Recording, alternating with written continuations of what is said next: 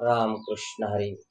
दररोज नित्य नियमाप्रमाणे अध्याय 9 राजविद्या राजगुह्य योग आपण एक ओवीवर त्या ठिकाणी चिंतन करत आहोत किंवा समजून घेत आहोत. बरं, काही ओवी तर आपण 14 ओव्या पाहिलेत.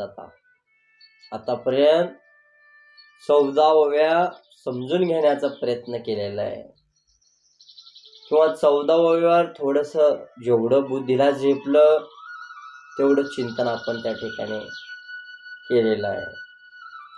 तर 15व्या ओवीमध्ये ज्ञानेश्वर महाराज काय म्हणतात ते पाहू. चला.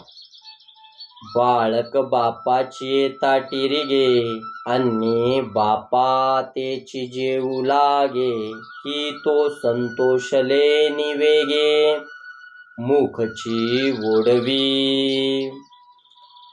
बालक बापाची ताटी रे गे. माझं ज्ञान कसं आहे, माझं बोलणं कसं आहे, तर लहान तोंडी मोठा घास घेतल्यासारखं. ज्ञानेश्वर महाराज सर्व श्रोत्यांना म्हणत आहेत, मी एक बालक आहे.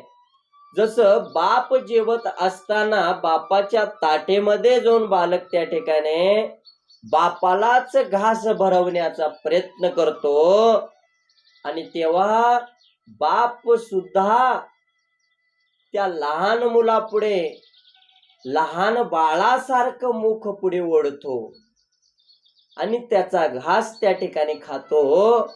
त्याच प्रमाणे तुम्ही सर्व श्रोतेगण माझ्यासारख्या पामराचा त्या ठिकाणी घास त्या ठिकाणी तुम्ही श्रवण करा, असं त्या ठिकाणी ज्ञानेश्वर महाराज बोलत आहेत.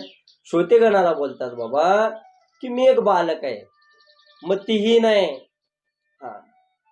मी ज्ञानी नाहीये, आणि तुम्हाला घास भरवण्यासारखं त्या ठिकाणी बापालाच घास. कारण साधू संत माये बाप कृपावंत, तुम्हीच साधू संत आहेत, तुम्ही श्रोतेगण आहेत, तुम्हीच त्या ठिकाणी महेशाचे अवतार असणारे तुम्ही श्रोतेगण आहेत, आणि तुम्ही त्या ठिकाणी माझा सांभाळ करा, असं त्या ठिकाणी 15व्या ओवीमध्ये आम्हा तुम्हाला ज्ञानेश्वर महाराज सांगतात. रामकृष्ण हरी.